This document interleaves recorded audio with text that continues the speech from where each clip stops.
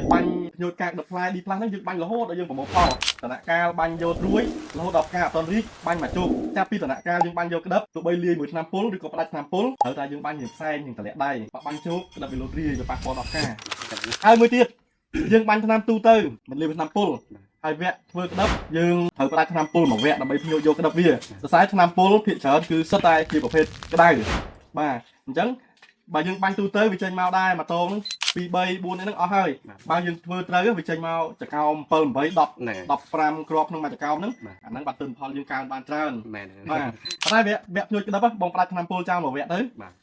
ហើយយើងគុណថ្នាំជា2មួយដបយើងមិនឲ្យប្រើ1000លីត្រប៉ុន្តែវគ្គភ្ញៀវក្តឹបគុណថ្នាំជា2ផ្ដាច់ថ្នាំពុលចោលមួយវគ្គហើយបាញ់ផ្សែងតម្លាក់ដៃបាញ់ជោគបើបងបាញ់ជោគដំណាក់កាលក្បាលរួយចាប់ដើមលោតមួយហ្នឹង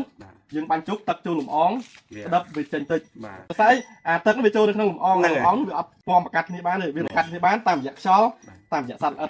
តមួយចំនួនក៏មានប្រយោជន៍ដែរអញ្ចឹងវគ្គដែលយើងត្រូវធ្វើក្តឹបហ្នឹងយើងត្រូវផ្ដាច់ថ្នាំពុលមួយវគ្គហើយចន្លោះបន្ទាប់ពីយើងផ្ដាច់ថ្នាំពុលមកទៅ10ថ្ងៃសត្វល្អិតវាចុះធ្វើទុកអាហ្នឹងយើងបាញ់អមវិញធ្វើម៉េចបញ្ចេញក្តឹបបានសិនសរសៃពីដំណាក់កាលត្រួយរហូតដល់ផ្កាហ្នឹងយើងមិនប្រើថ្នាំពុលគ្រប់វគ្គហើយបាទអញ្ចឹងអាចថាយើងផ្ដាច់មួយវគ្គសត្វល្អិតវាអត់សូវធ្វើទុកទេយើងផ្ដាច់តែមួយវគ្គទេ